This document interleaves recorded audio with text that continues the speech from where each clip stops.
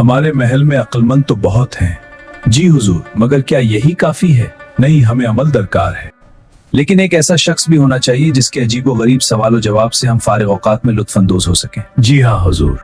बादशाह के हुक्म से तुम्हें सरकारी बेवकूफ मुकर्रर किया जाता है। जी हुजूर, कबूल है। ये ले ताज पहन।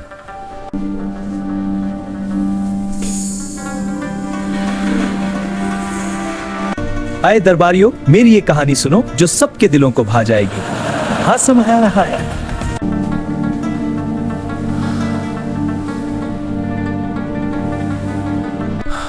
तमाम इलाज नाकाम रहे हैं, अब सिर्फ दुआ ही सहारा है। तो क्या मेरी मौत मुकद्दर है?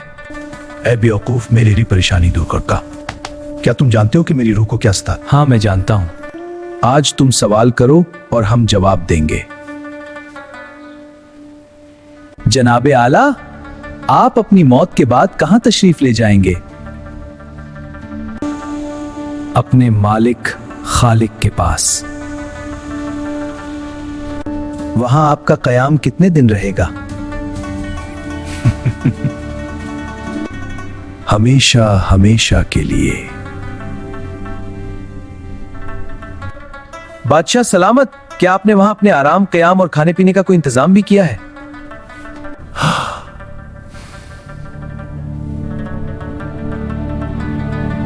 नहीं, मैंने वहां के लिए तो कोई बंदोबस्त नहीं किया। ये सुनकर वो बेवकूफ अपने सर से बेवकूफी का ताज उतारता है।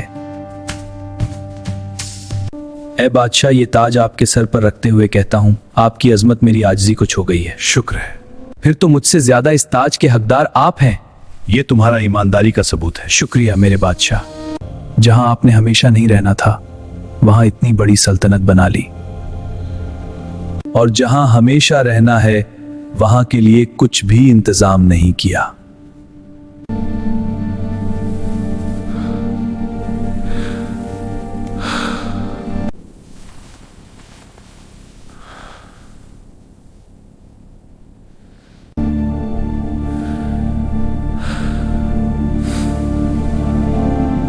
और सबने जाना कि असल बेवकूफ वो नहीं जो मजाक करता है, बल्कि वो है जो जिंदगी की हकीकत के लिए तैयार नहीं।